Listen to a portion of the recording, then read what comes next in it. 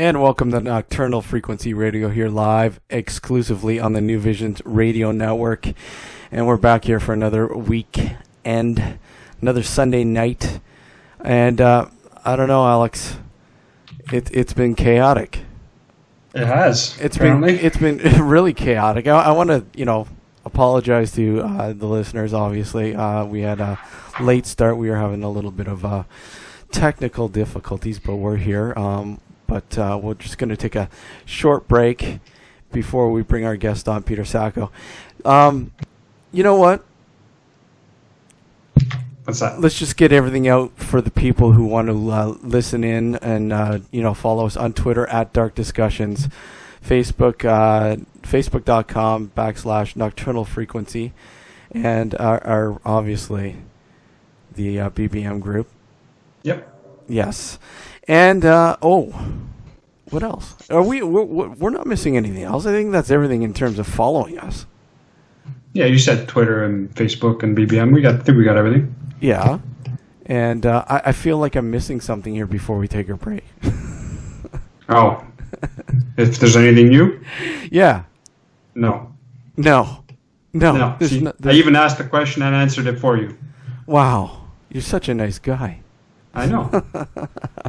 You deserve a medal. What's that? I said deserve a medal. I know. You sound so excited about it too. Well, first time I got to ask that question for myself. You got it in there. I did. You feel important now. I do. Well, hey, you are important. Well, there you go. Don't let anyone else tell you otherwise. Self-motivation. Yeah. Okay, we're going to take a short break. We're just going to do some tinkering around here, and we're going to have our guest on, Peter Sacco, when we come back. So don't go anywhere. You're listening to Nocturnal Frequency Radio here live exclusively on the New Visions Radio Network. Don't go anywhere. We'll be right back. When you've had it up to here, his hand is way above his head with the commercials and the same 5 songs again and again and again and again and again and again and again. There's only one place to lock it down. New Visions Radio. No commercials, the best talk, and the best new music all over the world. NewVisionsRadio.com. The devil showed him all the kingdoms of the world and said, "All this I will give you, if you will bow down and worship me." There was no pearly gate. The only reason I knew I was in a cave was because I had just passed the entrance. The rock wall rose behind me with no ceiling in sight. I knew this was it. This was what religion talked about, what man feared. I had just entered the gate to hell. I felt the presence of the cave as if it was a living, breathing creature. The stench of rotten flesh overwhelmed me. Then there was the voice. It came from inside and all around. "Welcome." "Who are you?" I asked, trying to keep my composure. "You know," the thing answered. I did know. "You are the devil," I stuttered, quickly losing my composure. "Why me? I've lived as good as I could." The silence took over the space as my words died out. It seemed like an hour went by before the response came. "What did you expect?" The voice was penetrating, but patient. "I don't know.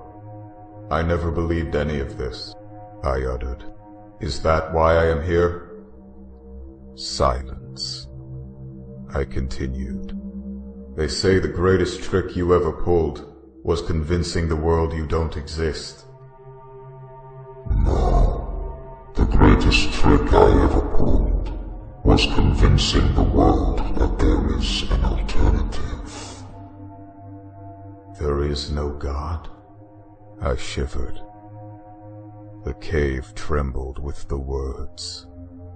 "I am God."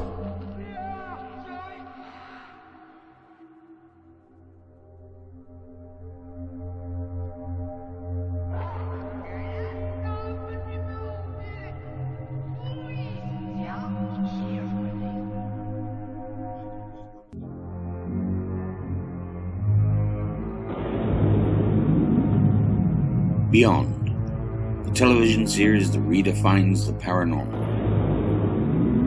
Academic, scientific, and medical opinions that, combined with expert testimony, provide new insight into 48 phenomena that challenge the frontiers of human understanding. The Beyond series was originally broadcast on television in Canada and the USA. Now the series is available throughout the world on Hulu, Amazon, and TV Tibi. In Canada, it can be seen through Amazon On Demand. Come with us and take a step into the unknown lands that lie beyond.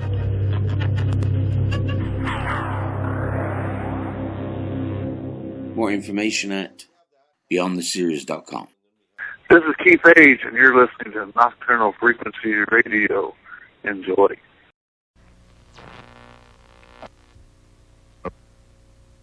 Because of the obvious threat to untold numbers of citizens due to the crisis that is even now developing, this radio station will remain on the air day and night. This station and hundreds of other radio and TV stations throughout this part of the country are pooling their resources through an emergency network hookup to keep you informed of all developments. At this hour, we repeat, these are the facts as we know them. There is an epidemic of mass murder being committed by a virtual army of unidentified assassins. The murders are taking place in villages and cities, in rural homes and suburbs with no apparent pattern nor reason for the slayings. It seems to be a sudden general explosion of mass homicide. And welcome back to Nocturnal Frequency Radio, here live exclusively on the New Visions Radio Network. And as you heard in the first little bit, there's nothing new with Alex. Ta-da. Alex, There's never nothing new with Alex. Yeah, we just want to apologize too for the late start. Technical difficulties, they do happen, but hey, we're here, we're live, and I mean, I'm sounding okay, I hope. Yeah, well, you sound like you normally do, so whether that's okay or not is a matter of opinion. Yeah, exactly. Okay, well, we're not going to waste any time here because we're pressed for time because of those difficulties that we had. Let's bring on our guest, Peter Sacco. Welcome to the show. Welcome, guys. It's a pleasure to be on you guys' show. Alex and Steve, I've heard great things about you from one of our regulars on our TV series, Michelle DeRoche. And that TV show, for those who may not know, is Paranormal Profilers. And you know what? Let's get right into it because, how long has this been going on for now, the show? Well, you know what, Steve? I created this show under the name Niagara's Most Haunted, and it was through Kojiko TV. Okay. So they picked it up because I was originally starting this as a guerrilla, over-the-shoulder camera, cheap labor of love thing with two best friends about 7 years ago. But then Kojiko came along and said, hey, give us a shot with it. So I gave them a shot. They're awesome people on awesome network. The only problem is with them is they hold the rights to it and they can only broadcast it on Kojiko. Nobody else can see it, and it can't go out of the area. So having done a lot of Comic-Cons over the years and other speaking engagements, radio shows, TV shows, and that stuff, everybody wanted to see it. So we ventured out last fall. My better half, Heather Strachan, who is our creative director for the show and program manager, and then Michelle DeRoche came on board with her friend, her partner in crime, Wayne Mellows.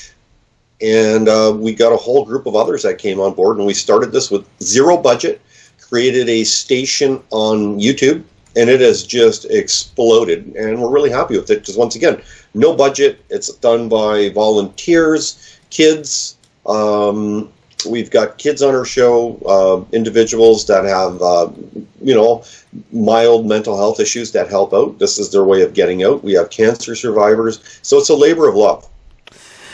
And the cool thing about it too, it's pretty much local. I mean, it's not that far, Niagara. Well, but you guys are not just in the Niagara area. I mean, some of the locations are all over the place, right? Like, what are talk about some of the locations that you guys have been able to? Well, I hear you guys are pretty close to Burlington, eh? Yeah. Well, I don't know about Alex. We're trying to figure out where he is. He's an enigma, so no. Yeah, I keep hidden. Yeah. Well, enigmas are better than enemas. So as long as that's not an enema. Don't talk to him about enemas. I have bad memories about that. Yeah. I think we got some people on the show that are actually into the odd enema. or am I putting it wrongly? Maybe pains in the ass or something. Well, there you go. And that could be very paranormal itself. So, but yeah, okay, go ahead. Yeah, I'll throw out a title, actually, an establishment. Emma's Back Porch. No, well, hey, everybody knows Emma's. Yes, I'm familiar with Emma, and I know, well, Michelle does the ghost walks out of there as well. Yeah, we had a great session there. In fact, they welcomed us there with open arms. Mm-hmm. There was Michelle, Wayne, Mellows, who came there, and one of the most amazing psychic mediums that I've ever known and met in my life, Stan Mello. He came there and was just absolutely exceptional with doing his reading. And I think there might have been another psychic or two that may have shown up there that night. But it was last, I'm thinking we did it last year, towards the end of last year. It's really hard to gauge these because we had such a mild winter. And we're usually, when I've done Niagara's Most Haunted, we race against weather to try to get outdoor shoots in. But this year we were able to go right through. And for those that have never been to Emma's, Michelle and Wayne Mellows do one of the most amazing Burlington ghost walks. Mm-hmm. And it is definitely worth the price of admission. They're both exceptional in their knowledge, and they're great entertainers. Yeah, it's the cool thing about it too. It's really neat, the history that's provided along that walk as well. It's not just the paranormal, but the history behind everything. That's for people who want to know a little bit more about the history of a lot of the spots that they deal with in Burlington. I mean, it's also that angle as well. Absolutely. So yeah, we've gone, and we're going to be doing a heck of a lot more. We were up in Toronto scouting areas recently, a few weeks ago. Mm-hmm. And we're going to be doing a fair bit of stuff in the States. We've already done some shooting in the States. So we are getting around, and we plan on doing some serious road trips this summer and later in the year to go to places. And it's kind of cool having Michelle DeRoche on board because, she's with Haunted Case Files, Paranormal Survivor, so she's done a lot of these other places. Mm-hmm. So she keeps coming up with some really cool places. Yeah. Well, she's, for those especially up here north of the border, will know Michelle, familiar with Michelle, with Canada's Most Haunted and all that kind of stuff. So that's pretty cool. So in terms of format, with the episodes or whatever, like I guess sort of dive into that. Like what are we looking at? What are the episodes about? Sort of, if you can obviously give the listeners an insight on that.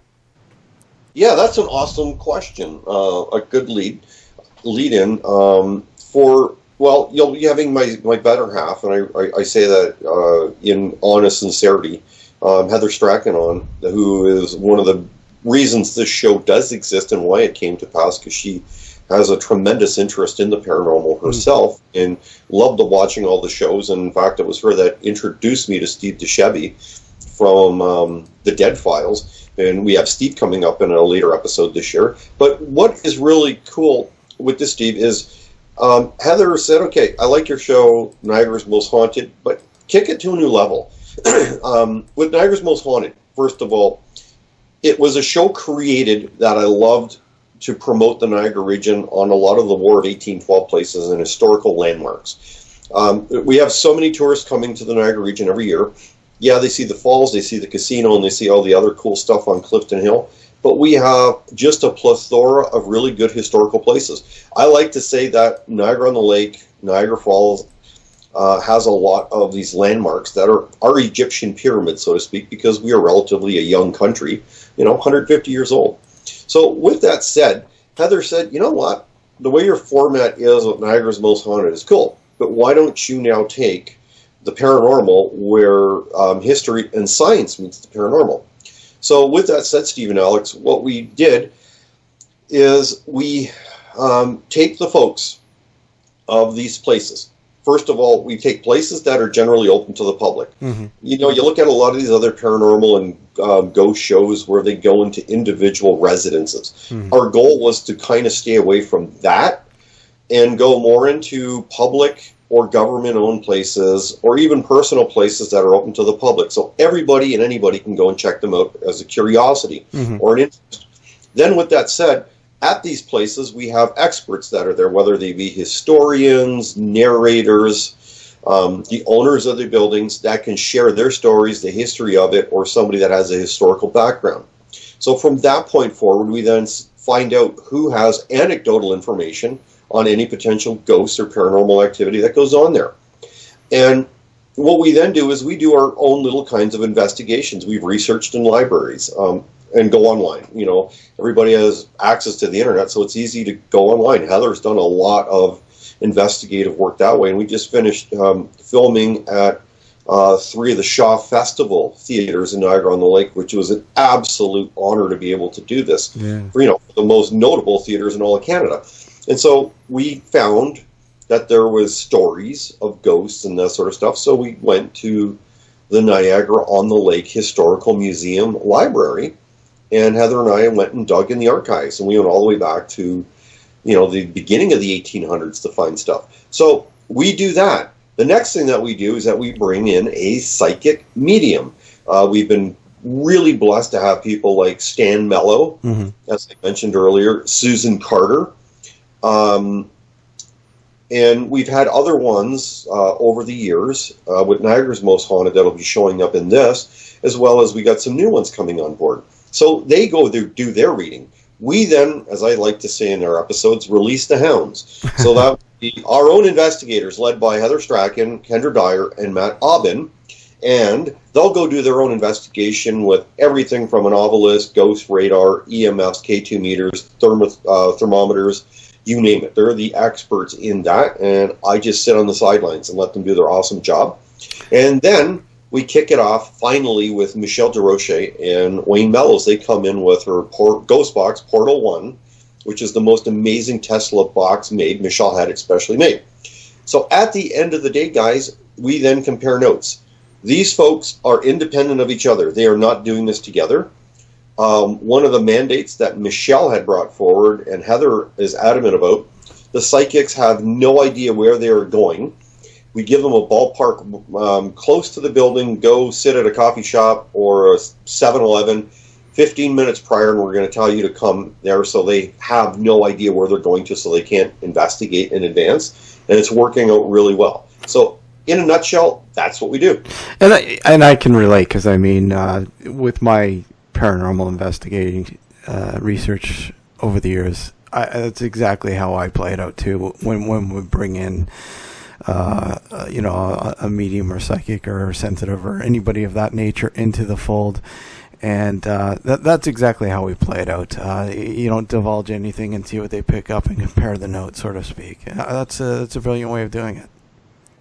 Yeah, we want to keep it as honest as possible. One of the things, we really pride this show on, and I pride it with Niagara's Most Haunted, is we don't embellish this. You are not allowed to run around screaming and thinking that, letting people think you're scared, making it up, fabricating it. It has to be 100% authentic. And what you will get is 100% authentic, because every person on my team, guys, has integrity and dignity. And I will say this, if you work with Michelle DeRoche, you better have all of the above, or she will beat you with an umbrella or a stick. So we have rules, and we always have, the pizza rule. If pizza comes to the set, Michelle always gets first piece. So we always have to keep it honest and sincere, and we just have a great time doing it. I have been so blessed to have this amazing cast that we're family. So what's your interest in that? What brought you to the paranormal? Oh, boy, I could spend hours just on that. I get asked that quite a bit since I've written books on it. Yeah. Well, what's really interesting, growing up as a kid, and my life parallels, which is so interesting, Chris Carter from the X-Files. Growing up as a kid, I was so into the Night Stalker, Kolchak, the Night Stalker. Yeah. And starring Darren McGavin. I think Simon Oakland was in it. It was a great show. So Chris Carter eventually created the X-Files, based, loosely kind of inspired by that because he loved the show. Yeah. And so you're talking to one of the greatest X-Filer fans here, where I just absolutely love it. And courtesy of Heather Strachan last year, I was blessed to meet Gillian Henderson in person. So with that said, I just found that kind of stuff fascinating. There was something about the macabre, because I really enjoyed watching Hitchcock growing up. Hitchcock is one, I would say, is my inspirations. Reading Bram Stoker, Edgar Allan Poe, and of course, I think, is my mentor, Stephen King. Because Stephen King, a lot of his writing, even though it's horror, a lot of it is metaphors, euphemisms, where he takes the evil that man does to one another and he makes them into monsters, which I think is absolutely brilliant. So with that said, I went to university and I was going in to be a lawyer, and that didn't go too well because it was just the politics and all that stuff. I didn't like the courses, that is. So at the same time, I was a lead singer in a band, rhythm guitar player in a band called Speakeasy. So I used to write. I used to write music, poetry that we would make into music. And at the same time, I was writing just small stage plays and scripts. One of my best friends was going to USC Film School, wound up getting an agent in Hollywood, and he used to always say to me that I'm more creative and I write better ideas than he does. So we started collaborating, and that kind of went south. So then I got really, really blessed at one point to know Joe Mayer. God bless his soul, he passed on. Joe was the supervising ADR in movies like Pretty Woman, starring Richard Gere and Julia Roberts, Braveheart with Mel Gibson. He's worked with Mel Gibson a couple times, The Mighty Ducks. And Joe read my scripts, and Joe said, Peter, you should be writing. Make them into books or whatever, because at that time it was so hard in the 90s to try to, be down here and put together a budget and get a production all together and then secure a real director and that.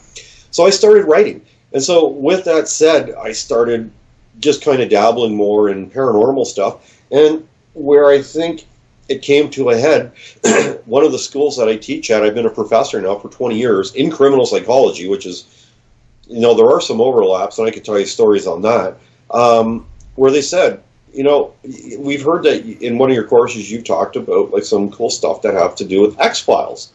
Could you do a course on it? And so eventually I did a course on it. It became a very popular course. Now, why couldn't I take a course like that? Sorry, go ahead. Well, yeah, you could have. You could have been in my course. In fact, one of my best friends who passed away, she was one of the most amazing people I've ever met in my life. I used to call her my older sister. Mm-hmm. She had taken it more to come and tear strips on me because she read about me in the paper about this psychologist that was going to teach this paranormal course. Thought I was going to debunk it because I'm a skeptic, but very open-minded. And it's healthy to be. I mean, you have to be when you're dealing with the paranormal. I mean, if you weren't, everything would be a ghost. Absolutely. And I remember her setting me straight. We talked. We became best friends. And I was still a skeptic when I met her because I used to think, okay, a lot of these folks are carnies. They're card readers. They're, fortune tellers. And I'd worked with police officers that used to bust these scams because that's some of them what they were. They would charge you $100 and you could communicate with your dead pet. And I remember one psychic, I said, okay, and I was kind of playing along with her at a psychic fair, and she goes, would you like to spend the money to talk to a dead pet? And I said, I would love to. My pond froze over this winter, and I lost all my coin, and I never got to say a final goodbye to them. So I said, let's get them all on the freaking hot phone, and let's start talking. But I remember Janet saying, there are hokey people and all that stuff. And it was her that really made me a true believer when she literally undressed me by telling me so many things, naming names, even actual dates, and then telling me things were going to happen within 12 to 14 days, and they actually happened with the exact person showing up on my doorstep, even saying the exact words. And I remember my jaw hitting the floor, and I think I threw up in my mouth, and I almost passed out after this happened. And then I said, how do you do it? And I remember her saying, I don't know. I've had this gift since I was a little girl, and I used to be called, a charlatan, a harlot, a witch, and all this stuff. And she goes, but I only used it for good. And she used it, guys, for so good that she used to help police investigations around the world find murder suspects, missing people, missing kids. So she used it to a great thing. And with her, she taught me a lot about psychic abilities, what is reputable, what is not good. She taught me about even astrology to a degree, and to respect things, and to also recognize or vet out, the carnies, the hoaxes. And, it's something that really stuck with me, and it made me interested in the paranormal.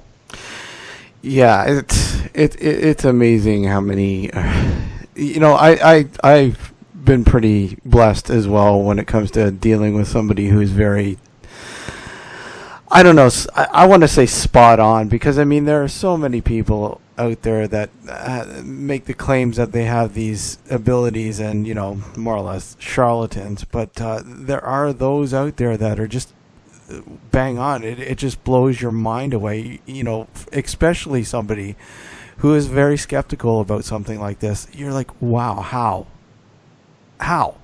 It just blows your mind away. Yeah, and I remember her saying she wanted me to test something that she had told me. And she goes, I want you to go and see a couple different psychics. Just go walk in off the street or whatever, play dumb, which is pretty easy for me because I look at in the mornings. And so I remember walking in, and she said, the very first thing you're going to do is tell them to put their cards away. She goes, say you don't need the cards for your, for my own entertainment value or distraction value, because she used to tell me a good psychic would be able to tell you stuff. And that's what she used to do, just look at me. And she says, it's like a movie projector that goes over your head. And I thought, well, this is really scary stuff. But there are people that are gifted. Yeah. Susan Carter, that's on her show, is amazing. She's nailed stuff on her show. And she recently did it at the Niagara Falls Military Museum in Niagara Falls, which is over 100 years old, which is a fabulous building. Susan named actual names, and James Doherty, who is the president of the building of the museum, verified the name was right on. Michelle DeRoche is the same thing, where she says stuff dead on. And then I'm going to go the other side. I've had some of these folks in shows that I've been a guest on, and I'm not going to name them. And I go in there and I'm thinking, are you kidding me? Like, all that's missing with your beads and your cards are the Pez candy dispenser, because it looked that hokey. And, it's just like, there is a fine line. And I think with anything, Stan Mello preaches it, Michelle DeRoche preaches it, and Susan Carter preaches it. You respect the places that you go to, and you don't take it for granted or mock it. Absolutely. And, for people who might want more information about the show, it's the Paranormal Profilers.com? Yes, and that's our website, and you can go right onto the YouTube channel and watch our episodes. The first season that we did, a lot of those were segment cutaways from Niagara's Most Haunted. I wanted to bring it immediately to the public that had kept bugging me and saying, hey, I can't see the Niagara's Most Haunted. And I never realized I couldn't do it for the longest time, or even get access to the stuff. I thought at some point it would come out there on video on demand, but it wasn't even on there long enough. So I felt horrible. And, I gave people my word, and I wanted it out there. So then at that point there, we went into the second season, which we're still now shooting, and we're probably going to go as many as possibly 30 episodes a season. And now all our episodes are half-hour episodes to 1-hour episodes. And it's all just fresh, brand new stuff. And the crew we've got a shoot that we're doing this Friday upcoming, which is Laura Secord School in Queenston Heights, which is a very haunted school because we filmed in there before with Niagara's Most Haunted. And we do bring in guest investigators. We've had Jim Carrey's sister, Rita Carrey, that is Jim Carrey, the actor. Well, his sister's also an actress and a comedian. They came in, and we've got 2 weeks from now, we got Mitch Markowitz coming on as a guest to investigate with Heather, Kendra, and Matt. And he's the guy who created the Hilarious House of Frightenstein. So we've got really good guests upcoming. Nice.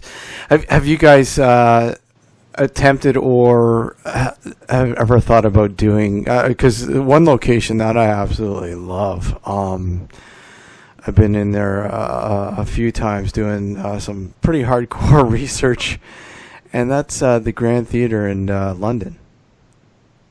No, I haven't heard about it. I think Michelle's holding out on us. Well, there you go. We might have to pick her brain about that, because that place is just incredible. And I'll tell you, we did an investigation down there. I think it was back in 2009, and we were leaving. We had a lot of problems with the equipment that evening, and we couldn't get the hard drive to record any of the DVRs. Everything was just botched. Something did not want us to record. Anyways, we had left, and we left the theater, and we were driving down. I believe it was Dundas in downtown London, and we got into a car accident. Wow! And so the thing is, apparently, the person who owned the theater, Ambrose Small, went mysteriously missing, and a lot of people think that he's either dead and buried either in the Grand Theater, or he owned another theater in Toronto. I believe I can't remember which one in Toronto he owned, but one of the two theaters he's believed to be encased in somewhere within the theater. But apparently there is what they believe a curse, the curse of Ambrose Small. So who knows? It was an odd thing, but we had some. We managed to go back the next year, 2 years later, I believe, and we did have some interesting findings. Very, very interesting findings. So maybe, hey, you never know. Yeah, I just marked it on my computer because I think it's definitely a place that we need to go check out, and it's only an hour and 45 minutes away from us. Yeah, and they're pretty. I can't remember if it's under the same owners or not, but they were pretty, cool with, hey, look at, come on in and see what you can tell us. It's an interesting place, so you never know. There you go. Well, definitely. Yeah, Heather's just came in here. She's sitting here, so she's paying attention to this. So she's like a bloodhound. She finds these places and goes after them. Well, hey, that's the fun part. I mean, that's the fun part. When you and again, let me ask you, the history. Is this a major part of the show too? The history? The history of the locations. Absolutely. You know what? And it's something that I've always talked about, not only with this show, but with Niagara's Most Haunted. In fact, the two books that I wrote, Niagara's Most Haunted Legends and Myths, and my other one, Paranormal Niagara. And what it is to me is that the true essence of the spirits that continually stay in places are the echoes of the past, the people who created these buildings, created whatever lifeline was once in there. And, if you want to look at it, I like to consider them not only as actual ghosts, if there really are ones there, but metaphorical ghosts, that you get a bird's eye view, looking into the past of what once was there. And I think that's what's really intriguing to me is the history, because we learn stuff all the time. So it's really fascinating. Yeah, I mean, that's... even though I've always had an interest in the paranormal for God knows how long, but it's always been parallel with the history of a lot of these. And I don't think there's any greater achievement than actually being able to link some sort of the history with whatever activity might be going on in that location. Yeah, absolutely. And I think one of the coolest things that we have, and I can call it, maybe I'm boasting or bragging about it, but I'm going to go on the coattails of one guest that I've had on both of these shows. Yeah, Kyle Upton, okay, who runs the ghost tour at Fort George. Okay, which is outstanding, the ghost tour, and he's been there for nearly 20 years doing this, and and he brings it to light on the ghost tours. And same with Hamilton Ghost Walks expert Daniel Cumulato, same thing. They both preach the same thing, that the Niagara region probably is one of the most haunted places in all of Canada because we had the bloodiest battles in War of 1812 here. It's so... I mean, you could walk anywhere, especially Niagara on the Lake, Niagara Falls, whatever. It's just something in the air. You know, you feel it. It really is. We were just down there yesterday. We went for a walk down there because we've been trying to get into this really, really cool place for the longest time. But we were calling all winter and nobody was answering the phone, apparently. So finally Heather made a contact yesterday, which we're going to be following up this week. But yeah, you walk around there and there is this wonderful mystique. And this is where, where you could split hairs with a razor's edge here. Any place could literally be haunted because people will go, well, it's Niagara on the Lake, so it must be haunted because all these places are so old. Well, does a place really have to be old to be haunted? And we were just at Wayne Mellow's house, mansion, that was once Blythewood Manor Bed and Breakfast in Niagara Falls, which is haunted. And we were just doing a piece because we're going to feature our next episode on Wayne Mellow's. We're doing just a standalone episode on him because he's such a unique guy, being an award-winning author of horror and vampires, and really close friends with Michelle DeRoche. And I remember Michelle saying in the house, their house doesn't necessarily have to be old or have some exceptional prolonged history to be haunted. Exactly. Because it could be a brand new house where you have somebody that brings a spirit into the house, either on them because they've been somewhere, or they've conjured something up or dabbled with something they shouldn't have been playing with. Have you ever been able to do the Parakamore there in Niagara on the Lake? Yes, I have with Rick. Yeah, we did. We shot an episode in the Parakamore. Interesting place. In fact, I did it with Niagara's Most Haunted 6 years ago, I want to say. And it is definitely one that we are going to revisit. We just have so many locations now that are up and coming and people wanting us to do stuff. Yeah. But I am going to get back to Rick and redo that. Probably we'll see about doing it later this year when the summer season dies down, because with the American dollar over 30%, all the Americans are back over here and they're all busy down there. And in fact, Heather got some leads to some well-known hotels down there. We're going to see how those pan out as well too. Nice. And your website, petersacco.com, you can if anybody wants to know about the books that you've read, about the show, what else? You can go to theparanormalprofilers.com. And for anybody out there, this has absolutely nothing to do with paranormal. Well, it can, because it literally can haunt your life. I got a really good website. It's something I'm very, very proud of, having been an advocate for anti-bullying here in Canada and working with the Centre for Abuse Awareness as a volunteer contributor in Toronto. And in Canada here, that's the biggest organization on anti-bullying. I have a website called bullyingisforthebirds.com, and anybody who wants to download free books any time of the day, there's books there for kids, parents to read with kids, teachers to read with kids, kids to read on their own, bullying for adults, especially in the workplace, or seniors and adults that you can even look at. There's bullying in there too. So that's another website you can go grab free stuff. Awesome. We're going to take a break here, but we're going to bring Heather in afterwards.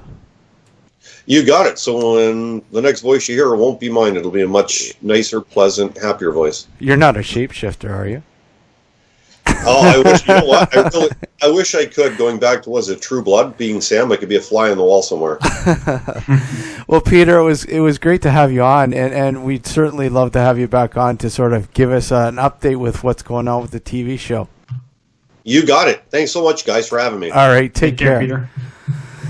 Yes, we're going to take a short break here, and when we come back, we're going to have Heather Strachan, who is involved with the show. She's the program manager and the creative director and more. So don't go anywhere. You're listening to Nocturnal Frequency Radio here live exclusively on the New Visions Radio Network. We'll be right back. On Thursday, October 6th at Burlington, Chicago, and Friday, October 7th at the Feed Arts Center in Kankakee, Illinois, an incredible musical and historical event is taking place based on psychoacoustics, industrial music, and electronic voice phenomena. This will include the first ever U.S. performance of Addie Newton's The Anti-Group, the electronic experimentation of Michael Boyd, and the debut of a new project by Michael Esposito, EVP specialist, and Addie Newton's called Matar. Based on EVP from Paris's underground catacombs, the standing stones of southern England, and ley lines across Europe and the world. If you have interest in industrial music, psychoacoustic research, or electronic voice phenomena, or experimental music, this is something you don't want to miss. Thursday, October 6th at the Burlington in Chicago, Friday, October 7th at the Feed Arts Center in Kankakee, Illinois. There'll be a special, limited edition flexi record with previously unpublished recordings by all three performers available at both shows.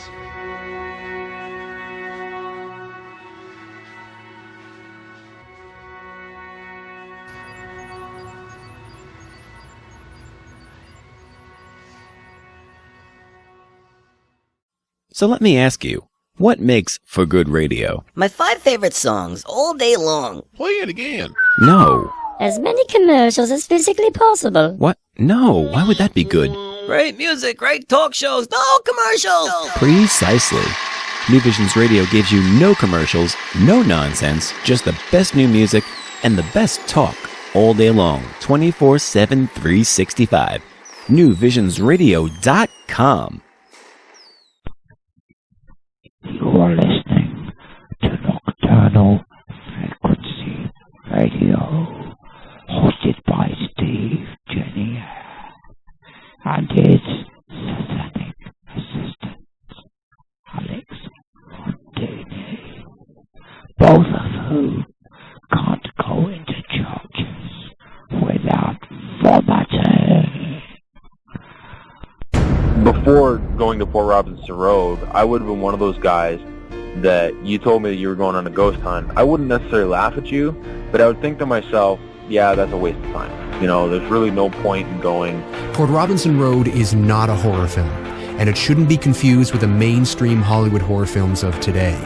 It's a mystery, thriller, drama, and I don't think it's anything that's ever been done before, at least not in this way. And I think it's vital to the paranormal world that a film like this takes itself seriously. I don't think there are too many films of this nature that take themselves too seriously, and this one does. At least I'm taking it very seriously, and that is why I think it's about time that something like this was brought to the forefront.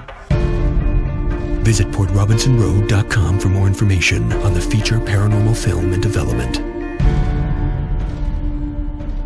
But going to Port Robinson Road really just took my eyes and peeled them right open and said, you know what? There's the possibility for this to be out there. And welcome back to Nocturnal Frequency Radio, here live exclusively on the New Visions Radio Network. And the ghost of Alex is with us. Hey, Alex, how are you? I'm doing well. I just wanted to make sure you're awake there now. It's been a long. I am. It's been a long week. I'm just trolling. Yeah, you're the troller. Wait.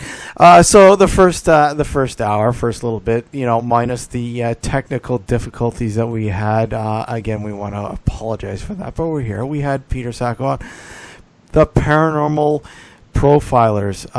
And again, if you want to know more about Peter, petersacco.com or go to the paranormalprofilers.com. But now we have another victim.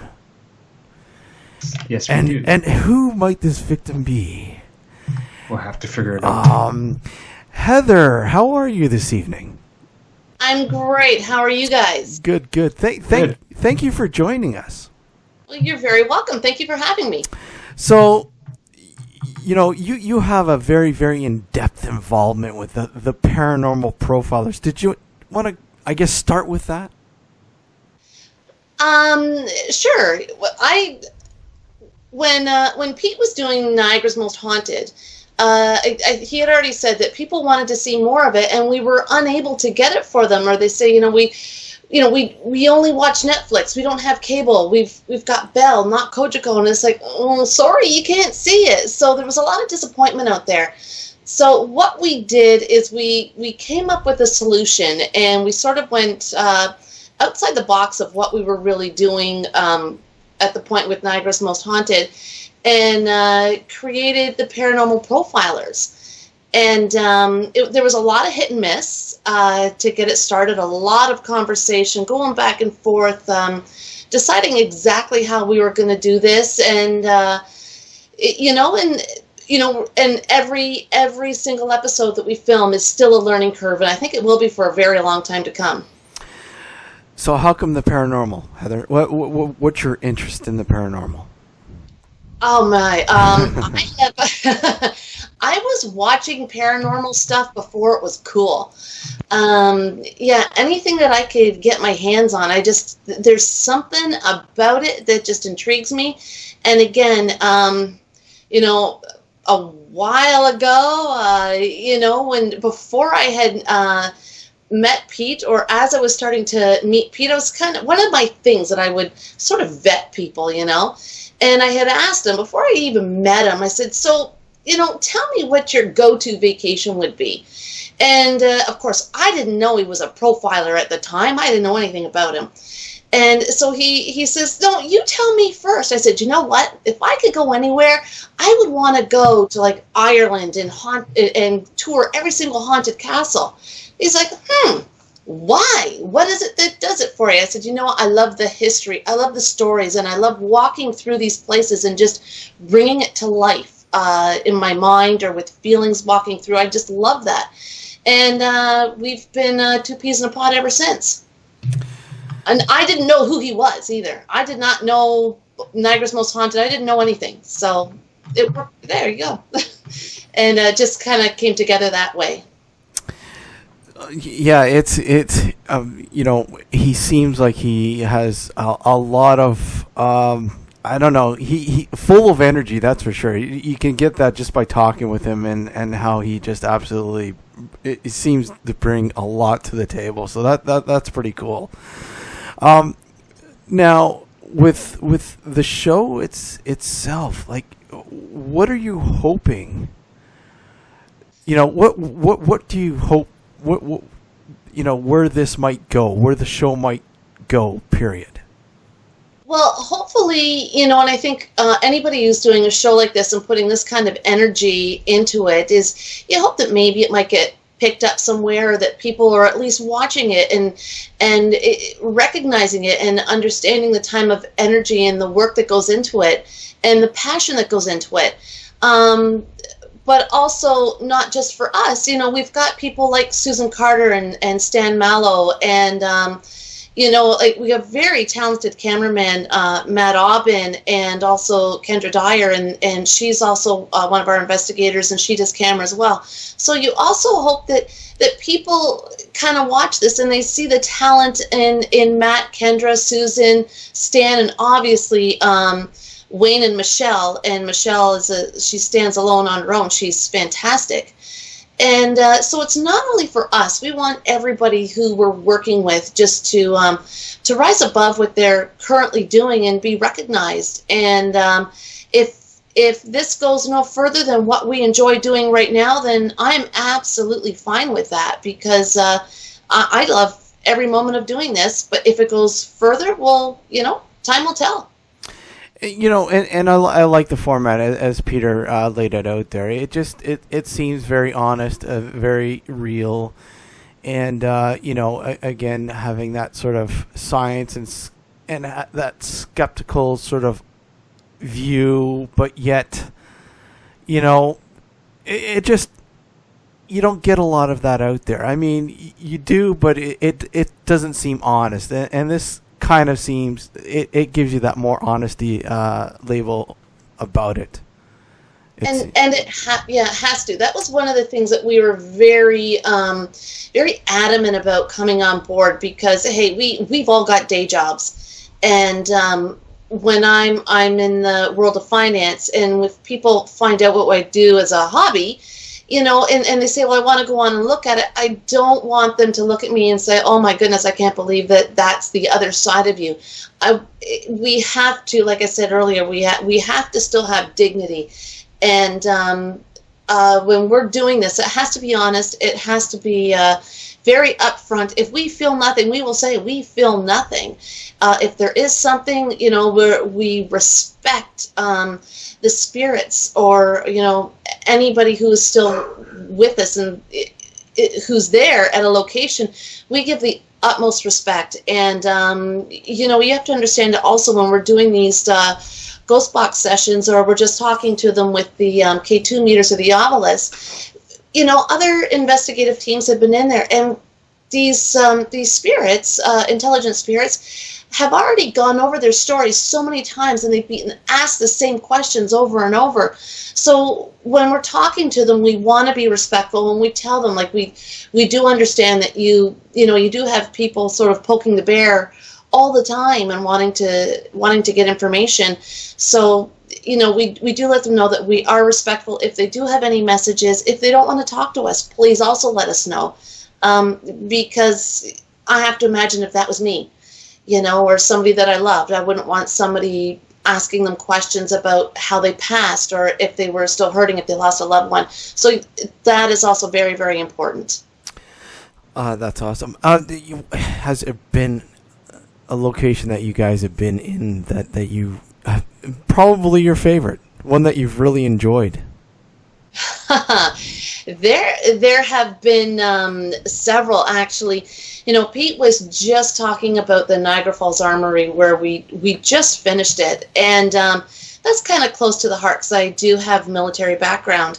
And going in there, you could feel it. You could feel the energy right away, and especially down in the escape rooms. And they've got cells down there, and you were down in the cells, and you felt like you were with a group of people, and not just our people. Like you felt like there was so much going on around you. And there's this one mannequin that was standing there in the corner, and I swear every time I walked by, I just felt like he was going to reach out and touch me. And that one just seemed to have such a pull. Like, Susan was sitting about a block away in her car waiting for us to come get her, and she's scribbling on a piece of paper, and she comes back with the name of Sadie and Jonathan, and she was right on board with that. Like, she hit it, and she had told the story of Jonathan, so I wanted to go down and just to test her. So I went down to where she said that he may have passed, and wouldn't you know it, I'm talking to him, and I use an app on my Android, on my Samsung phone. It's called Ghost Hunting Tools, and the energy was just off the map. And as I'm saying, Jonathan, are you with us? Can you just give me something on the obelisk that says hi? I'm like, okay, that's just enough. I'm a believer. But there was so much in there, and you could just feel it, just touching the articles of clothing that had been worn, and looking at the weapons, and it's just everything about it, and the stories that were told. And James Doherty is just a fantastic person. The history that he knows about that building is ridiculous. So when Michelle and Wayne were debriefing us on the ghost box session, Jim was there, and just the information that he was corroborating that Michelle and Wayne had come up with was fantastic. Like, that was a fantastic shoot, and they've invited us to come back again to go even deeper, so I'm excited to go back. It's always cool when you can sort of link the history, as I was mentioning to Peter. It's always cool to link the history of a location with perhaps some of the findings that you might have experienced at your time in these locations. I mean, to me, I think that's probably one of the most satisfying things about it, like being able to link something actually historical with evidence. Exactly, and it really validates our curiosity and our passion to know more and to understand more. So, we know that there's something out there, and it just lets us know that we are on the right path, and we're not doing this for nothing. Is there a location that you'd like to go in and investigate? Location I'd like to go. I have heard so much about Casa Loma. I would love to go there. And also, we've heard a lot of stories about Fort Niagara just in Lewiston on the other side of the border. You know, you stand in Niagara on the lake and you can see it. You're so close and yet so far. That would be an amazing place to go. Those are more of our local places that we could get to. And my son just found something on Facebook that he sent me a couple of days ago about a town in Montana, I guess. It's this preserved haunted town in Montana. That would be pretty cool. That'd be a neat road trip. That would be interesting, a whole town. Oh yeah, that would be cool. You'd probably have to shoot a whole season with something like that. Oh yeah, I just pack up and go there for like a month or so. Yeah, my kids. I'm sure each building has its own little story. That's for sure. I think, where is it? Is it somewhere up around Tobermory, Manitoulin Island, where there's an old town that's overgrown? I could be wrong. I think it's on Manitoulin Island. Where it's an old town that's abandoned and it's all overgrown, but I mean all the structures are still there, from what I understand. I'm gonna be Googling the heck out of that one. But and I know, we're talking about it. What is it? Camp? Oh, it's out towards Peterborough, I believe. It's called Camp 41 or something like that. Okay. And it was it's an old army base and bunker, and I believe they had some prisoners there during the Second World War. They were housed. I heard about that. Yeah, I don't know if it's Camp 41. There's Alex. Yeah, there's Alex. Hey, I am alive. Hi. Yeah, it's either Camp 41 or Camp 51 or something like that, and I believe it's out. Where is it? Clarington, north of Bowmanville. It's not even that far. Yeah, it's not that far. It's out that way somewhere. But apparently, again, there's all tons of interesting little mysterious stories surrounding that. That would be a really cool location. If you there's also one place that Pete and I would like to go is the it's an international hostel in Ottawa that used to be a jail. Oh yeah, yes. Yeah. Have you heard of that one? Oh yeah. They still have the jail cells, and you can go in and spend the night there, and they do the tour. Like that would just be a really neat overnighter. That would be something cool to do. Yeah, actually, a friend of mine, Jeff Oslander, he runs a group out of Barrie, and they do overnight investigations there. Oh, very, okay. very, very, very cool place. Yeah, he's told me about that. And you know what? You guys might be interested in as well. I've been there. God, I don't know, 4 or 5 times. Alex, you've been there, I believe. Yeah, you've been there. And it's just in Buffalo. It's called Iron Island Museum. Yeah, I came with you that one time. Yeah. And it's an old Methodist church that was converted. It's converted into a museum now that houses items from the Lovejoy community there in Buffalo. Small little community there. Really, really interesting place. Linda's a really, really nice. She owns it, Linda, and you know what? Hey, you never know. That's another interesting place. I'll tell you that, full of history. Yeah, we went to the Opera House in Lewiston. Oh, okay. And that was really neat. I don't know if you've had the opportunity to be there. No. That had some really cool stories. We had met the people who do the ghost walks in October, and it's a fantastic play. It's the Marble Orchard Ghost Walks. Okay. And they invited us over to Lewiston to investigate the Opera House, and what an amazing bunch of stories, and going downstairs into the basements. And this building was used for everything. It was used like to slaughter pigs way back in the day, and they've used it for so many things. And it was just so cool. We got some really neat vibes out of that one. Now that was one that just Pete and I went together. The two of us did, and we did some interviews. So that was back in season 1. We didn't have Michelle there. We didn't have our psychics. We just sort of went there on a whim and just did it, and it was a lot of fun. You know, it's really interesting to, because I mean, obviously, there's a lot of these locations too that will tell you, all sorts of stories about them, and there's really not a lot going on. But there's always that one location that just completely blows you away. Just yes. It's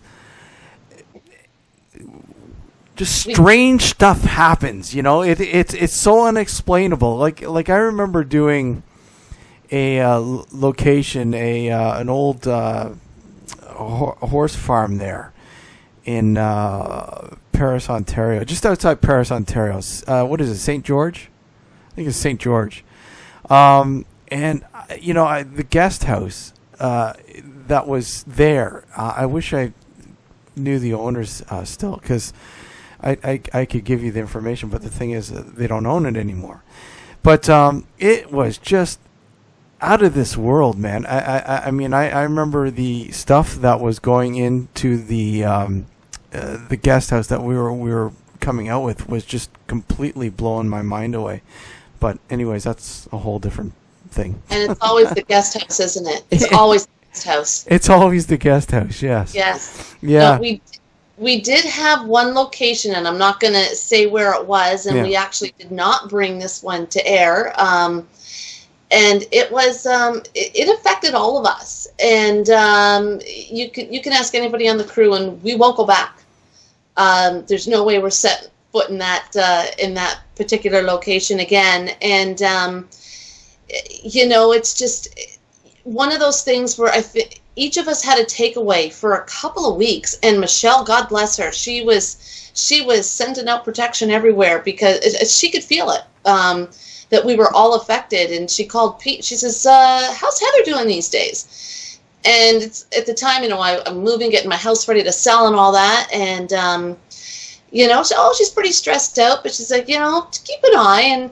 And as well, Pete couldn't get rid of a cold, and it all kind of just sort of hung on us. And I gotta say, that one particular location, so the one I probably enjoyed the most was the Niagara Falls Armory, but this other one was one that it was real. Like it was real. And we couldn't we stayed with the people who have the location as long as we could, and explained as much as we could, and again just did reach out and make sure that everything was okay, but at the same time we did not want to stir anything else up, and but it was the real deal, and but we did not bring that to air, and we really needed to respect those people because, as Pete said, everything we do is public. Yeah. And or businesses or whatever. So we always want to make sure that we leave them in a better place than what we found them. So, and if we can't do that, then we will at least give them help moving forward and be there always for them. But we will not make it public, and we will not ever use that for our own personal gain. And that's the thing. That's the important thing. And a lot of people never take that stuff into consideration when they're doing this. They get into it and say, look, I'm a paranormal investigator or whatever. They don't even take those aspects into consideration, and being the most important. I mean, are you going to be able to protect yourself? Are you going to be able to protect the people that you're bringing into this situation? Are you going to be able to protect the people that are, asking you for help? Because they're obviously in a situation where they're like, well, I have completely no idea what's going on, but I want some answers, Exactly. Yeah. Exactly. And that's where, we're so fortunate with Michelle. just to, and Susan as well. Both of them had reached out and to make sure that that these owners were in a good place, and we haven't heard too much back, but it's something that we will always be in touch with and make sure that everything's cool. But that one was real, and I think it had us all a little bit. It reminded us about how dangerous this can also be. Absolutely, absolutely. Yeah. Well, Heather, I want to thank you for coming on and sort of expanding the knowledge about the paranormal profilers. And once again, for those of you who want more information about it, go to the paranormalprofilers.com. Heather, thank you very much for coming on. Well, thank you for having me. And again, say thank you to Peter for us again, and say hi to Michelle for us. We will. Thank you so much. And take care. And we're definitely going to be watching more episodes. Oh, that's excellent. And Alex, yes. Stop talking so much. I'll try. No promises, though. Okay. Take care. Okay. All Bye-bye. right. Good night. That was Heather Strachan, who is the,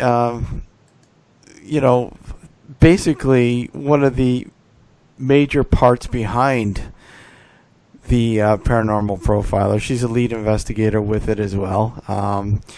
And, the cool thing about it, Alex, is the fact that this is this is their own blood and sweat and tears and everything else. They're pouring their all into this, and without major backing. Mm-hmm. That's right. And it's cool to see that, and I think that's where you kind of get your honesty from. I mean, let me ask you. You also don't have the big. How can I put this? I'm not going to say corporations, but that's basically what I'm getting at. That feed you the money, that also want the show to head a certain way. You know what I mean? Well, yeah. I mean, it's and that's the thing, because I mean, and I wanted to ask that was a question I wanted to ask, but we didn't really have time. But you have this perfectly oiled machine for a TV show, and it's picked up, and then obviously you got these suits going, well, we want you to tinker this, we want you to do that, we want you to bring this person in and take that person out. Well, because all they care about is the ratings. Right? Well, at the end of the day, right? That's all that matters to them, and they don't give a shit whether it's real or not. Well, absolutely, and that's sad, because that, in many cases, kills a show. Yeah. If it doesn't kill the ratings, it kills the people involved with the show, and you get all sorts of fun stuff like infighting and everything else that creative differences and all that negative stuff that goes along with that. It's really too bad. Well, let me ask you: if you were to put a TV show together, what would you do? Who, me? Yeah, on the paranormal. Good question, because I never really bothered to think about it. But I would probably approach it more or less the same way that Peter and Heather are approaching it. I mean, I want to try to keep it as honest as possible. Make sure that everybody that gets involved does their best to be truthful and honest. It's very hard to do. Yeah. In a lot of cases, because just like with anything else, like even when it comes to people who claim to be psychic mediums, there's a lot of people who just make that claim but aren't really. You know what I mean? Oh, absolutely. There are so many charlatans out there. Yeah. So many. More than you can ever care to count. And we'll just say a majority of them are. They may look good, and they may, they could pull the wool over your eyes and make you think that what they're performing for you is real, when there's really a trick to it in many cases.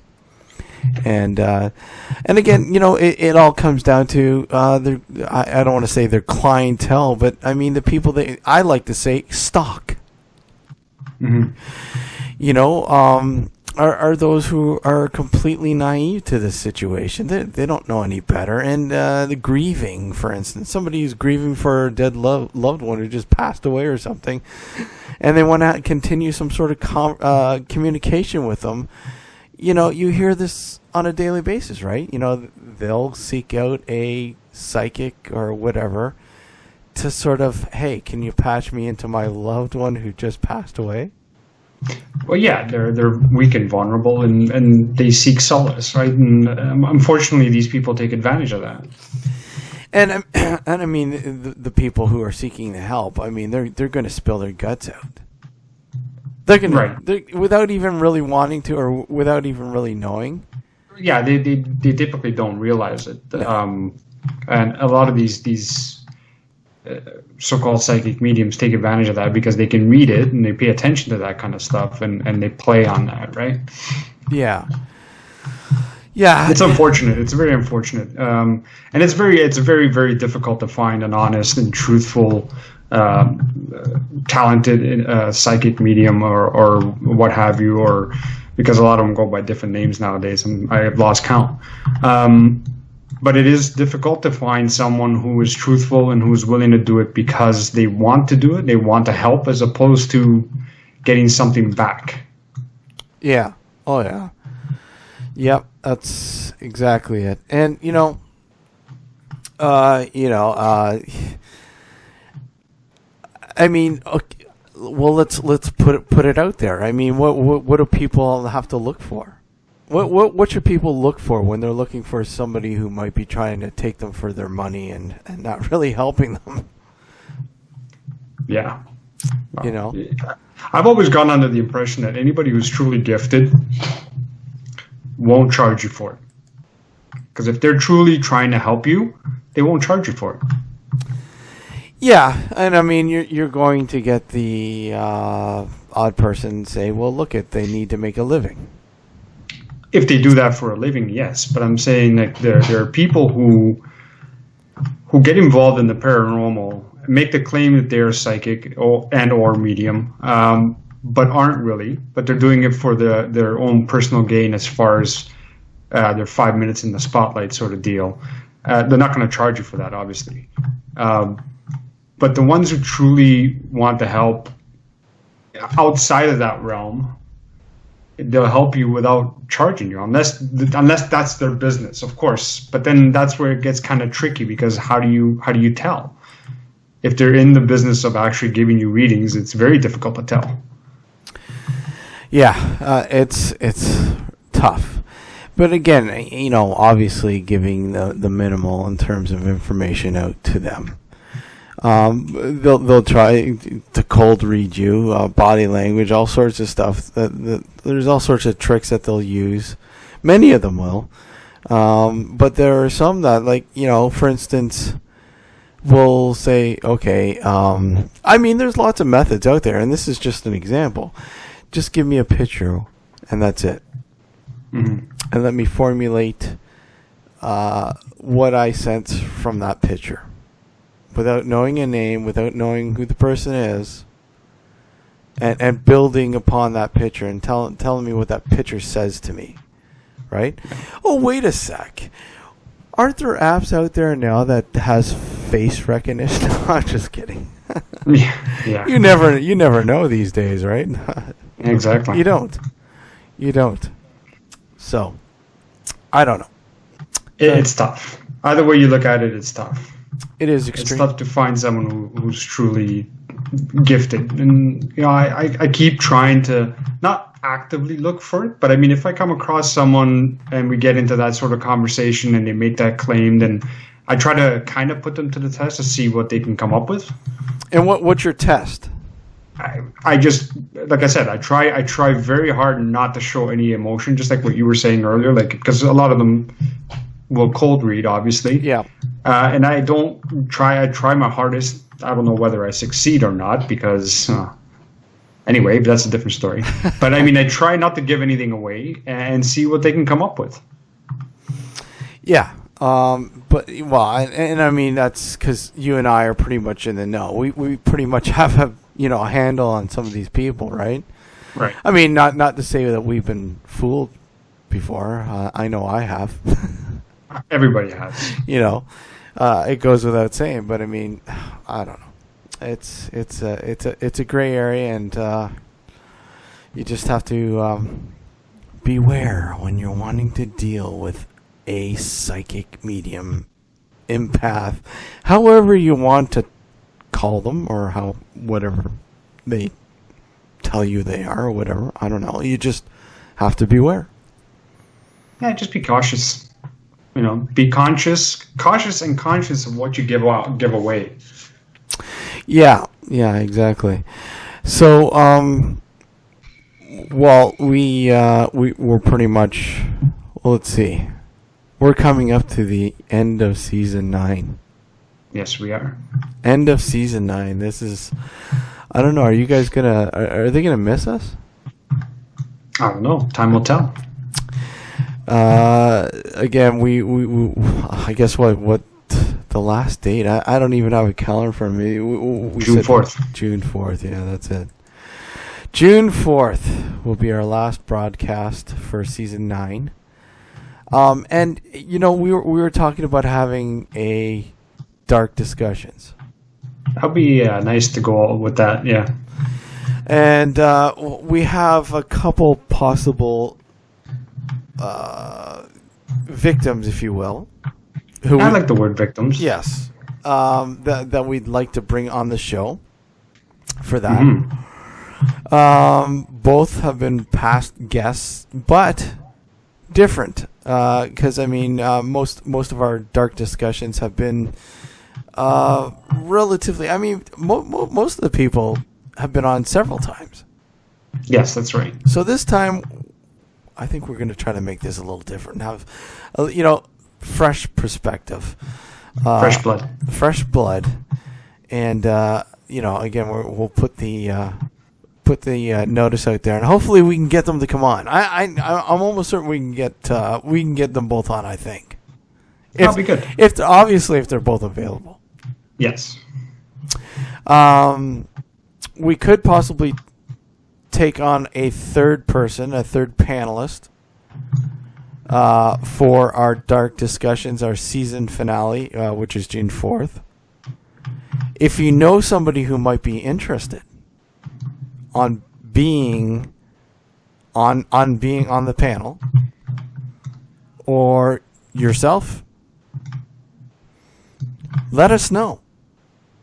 You can do so by emailing us at Dark Discussions. That's Twitter. No, Nocturnal Frequency Radio at gmail.com is the email. Or you can message us on our Facebook group, which is facebook.com Nocturnal Frequency Radio. Wait, sorry. Back up.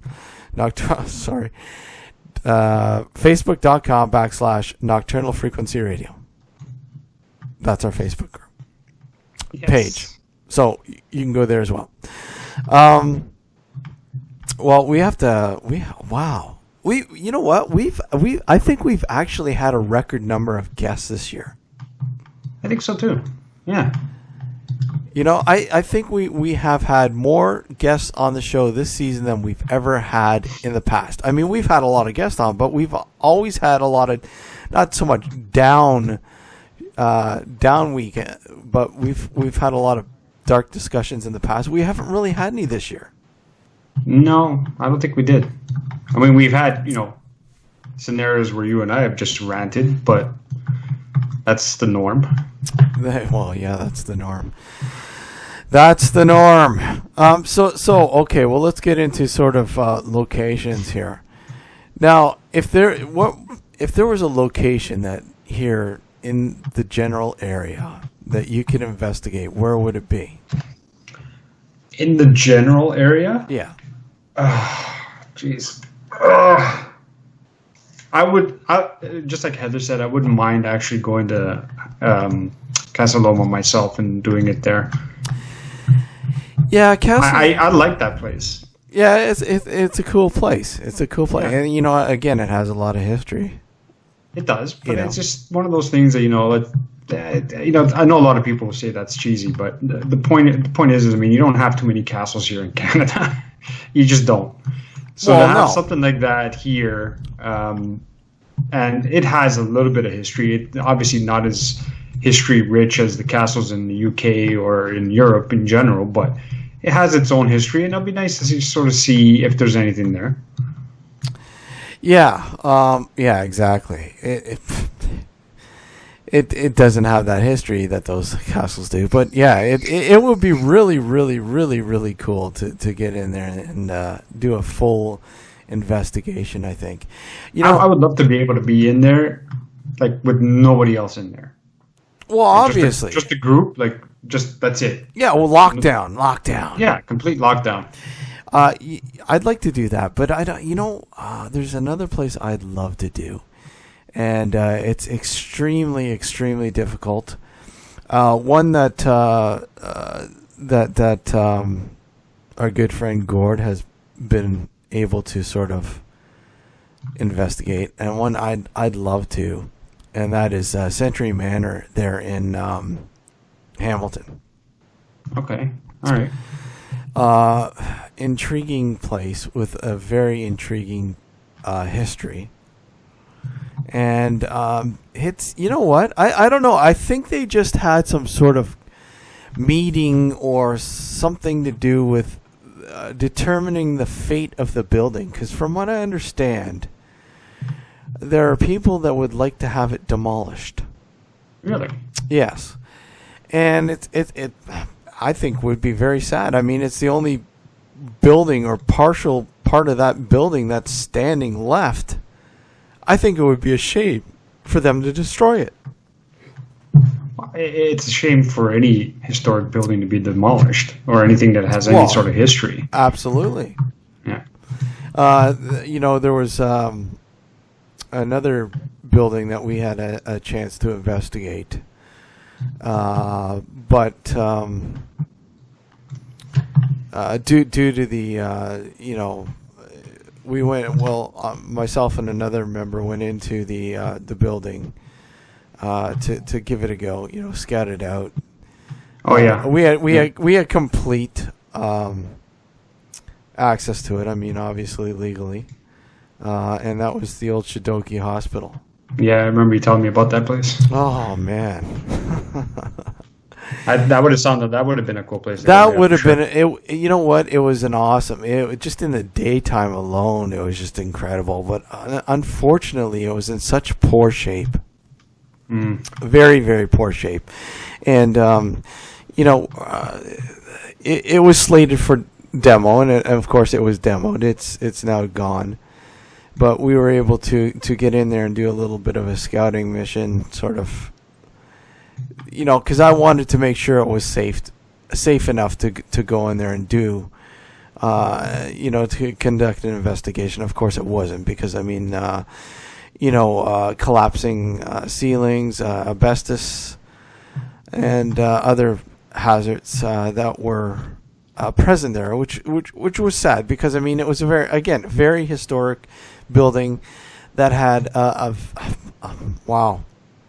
an incredible past, and we're talking about so many different stories of encounters with the paranormal, if you will. Mm-hmm. It would have been nice to actually conduct something, a full-fledged investigation. And when I shot, and I showed you the picture too, right? Yeah. During the scouting mission, I took a few pictures, obviously, along with video and some audio, and it definitely the picture of I don't want to say I guess I can put it in chat for those who might want to see it. I know Redmond's there. I think Redmond's still in chat, isn't he? He's still there. Are you?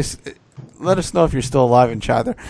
Anyone else in chat? I'll throw the link there, and I'll let you guys see the picture that I took. Okay, and again, this has not been altered at all. Not one bit. And You know,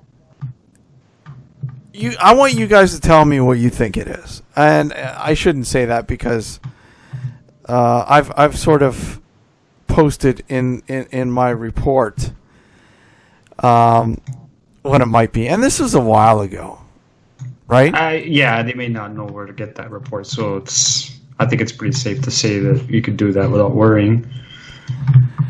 Okay, well, here's the link and several versions of the picture, infrared, and I've had a lot of people. Oh, you know what? I can't even paste in the. Oh, you can't do that? You can't copy and paste in the chat. It sucks. You know. But I tell you what, I can do so on our Facebook group page. There you go. Just head over to our Facebook page. So I head over to our Facebook page, which is, again, for those who aren't a part of it, who haven't liked it or followed us yet, come on, do so. www.facebook.com/Nocturnal Frequency Radio. All right, and I'm about to post the link. Okay, and I want you guys to tell me your thoughts. And you know, I've sort of, I guess, said what I thought it was, or what I think it is. But I want. Sorry, go ahead. Another place that I wouldn't mind checking out. Where? The old fusion house that Richard did an investigation. Oh yes, yes. Yeah. Yes, that would be pretty cool, and that's I drive by that every day. That's a nice place. I went there once, Not inside. I drove by it. Yeah, it's pretty interesting, man. I would love to do that, man. Have they done anything with that place? It's still there. I believe they use it for. Oh God, they use it for all sorts of events now. I believe I think Richard would know more about that than I would, but I think he mentioned that they were cleaning the place up and they were going to start using it, which I think they pretty much have. All right. And again, that's the Fusion House in Mississauga. I believe it was owned by Hydro. What was it? Hydro One. Well, it's Hydro One now, but Hydro Mississauga, Hydro Ontario, or something. I can't remember. Or Ontario Hydro, whatever. Ontario One of the Hydro, two. yeah, something like that. And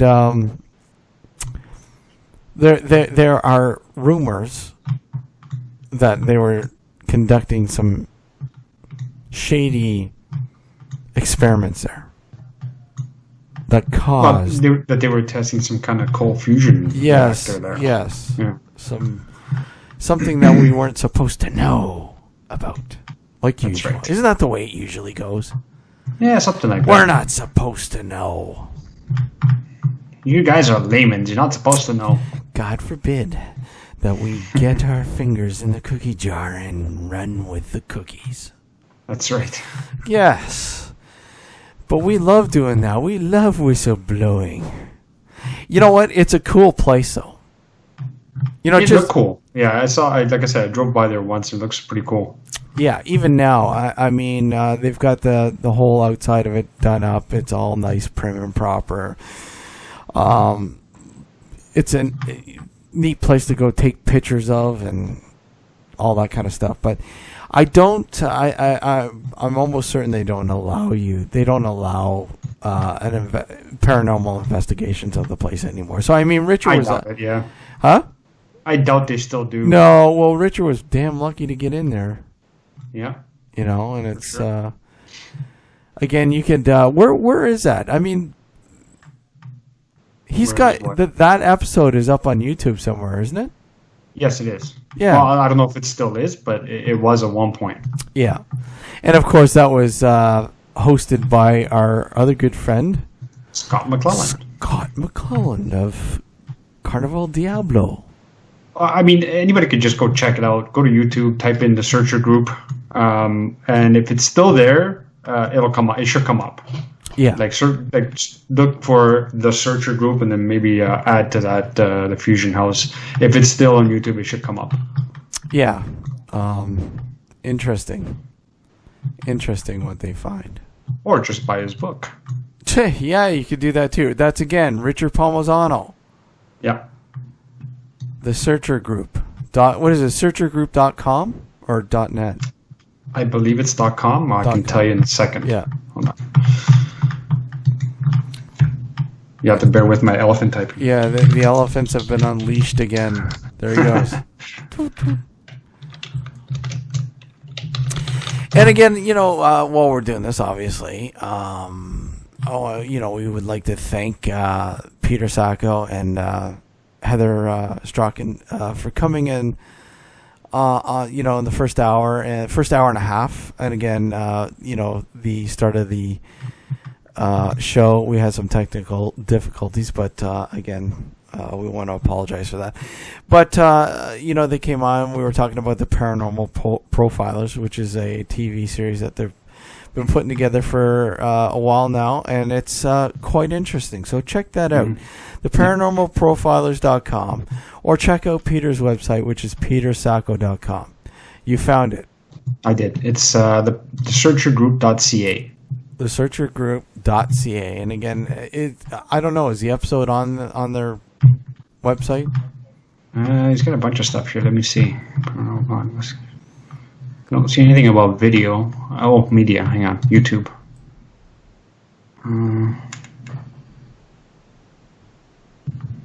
Come on, internet. He's got some videos. Let me see if I can find the one in question. This promo video was created a few years ago there on the point, featuring the Searcher Group and hosted by Scott McClellan. This might be the one. Oh, yeah, episode 1, the Fusion House. It is on there. So if you go to thesearchergroup.ca, you go under media, because there's a menu options there, and just click YouTube, and then scroll down. You'll find the one that says the Fusion House. Oh, my God. That elephant has run rampant. I know. I'm telling you, man. It's crazy elephants around here. Yeah, I'd say so. Wow.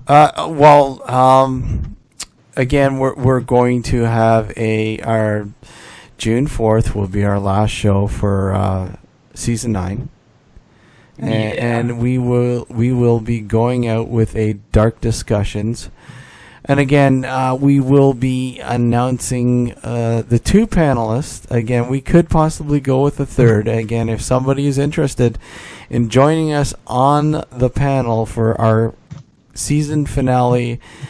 Dark Discussions here for Season 9, you can do so by emailing us at nocturnalfrequencyradio@gmail.com, or again, message us through our Facebook group, which is facebook.com/ Nocturnal Frequency Radio, and you can get us a message that way as well. You can contact me through the Ouija board. Yeah, the Ouija board. But I don't know. Will it actually work? Because you're a ghost deterrent, aren't you? Doesn't mean I'm a demon deterrent.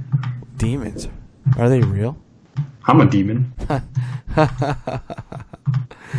Oh, it's funny. I went into a church and it nearly burnt down. Yeah. Oh, God. Oh. Definitely would have burnt down if I had gone in there. Well, I was really, really nervous. Do I cross the threshold? Yeah. Is this thing going to burn down upon me? Oh. I was actually lucky. It's me. I was actually lucky it didn't. But, hey. Anyhow, okay, we are... that's about it, I guess. That's it. That's all, folks. Again, keep up with our Twitter at Dark Discussions. Follow us, please. Interact with us there. And again on Facebook. Facebook.com/Nocturnal Frequency Radio. And our BVM group, Nocturnal Frequency. You know what? Mm-hmm. Yeah, let us know. And keep up to date, because we will let you know. Because we're going to try to fill the slots for the remainder of the slots for the next couple shows. And again, we're going to announce who we'd like to have on the show for our dark discussions, which is June 4th, which is the last show before we go into summer hiatus. That's right. And season 10 follows. Wow, season 10, Alex. The 10th. What we have to do? We have to do something. I don't know. Cool for season 10. Something crazy, wacky. Yeah. I mean, it's season 10, man. God, we've been doing this for 10 seasons. Yeah. Obviously. Obviously. Anyways, okay. Well, thank you everyone who tuned in, and again, thank you Peter Sacco and Heather Strachan for coming on the show to talk about the Paranormal Profilers TV show. Yeah, thank you for tuning in, guys. Till next week, next Sunday, we bid you adieu. Thank you, and take care. Good night, all. Good night, all.